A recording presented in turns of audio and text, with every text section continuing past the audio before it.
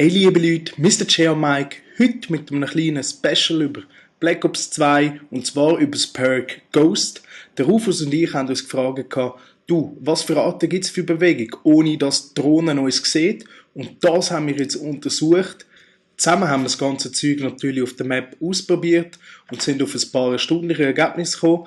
Und die wollen wir euch nicht vorenthalten, weil auch ihr müsst wissen, wie kann man sich mit Ghost richtig korrekt bewegen, ohne dass die Drohne einem sieht. Bei Herrschaft zum Beispiel darf man nicht hinliegen, weil man sieht oben auf dem Radar, die Drohne erkennt uns. Andere Möglichkeit, Flaggen einzunehmen, sieht vielleicht ein bisschen dumm aus, wenn die Leute um die Fahne stehen, einfach rundherum säckeln, in Bewegung bleiben.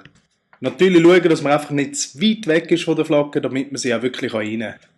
Wenn es geht, könnt nicht klettern, könnt nicht Bergsteigen, sondern bleibt am Boden, könnt euch nur horizontal bewegen, nicht vertikal, weil sonst erkennt euch nachher die Drohne und ihr seid somit wieder auf dem Radar.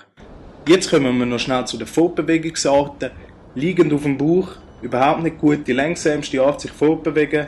Die Drohne erkennt euch das sofort, ohne Wenn und Aber.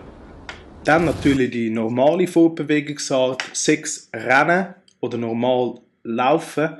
Immer gut, die Drohne kann euch das sowieso nicht erkennen, sind ihr sicher auf der sicheren Seite. Wo ihr euch auch bedenkenlos könnt bewegen ist, wenn ihr zielend lauft. Da erkennt euch die Drohne auch nicht.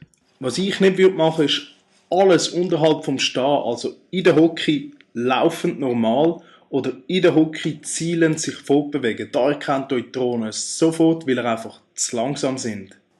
So, ich hoffe, ich kann euch etwas über Ghost beibringen. Hoffe, ihr könnt es anwenden und habt somit auch gute Kills und bleibt auch ungedeckt. Und ich wünsche euch weiterhin viel Spaß beim Black Ops 2 zocken.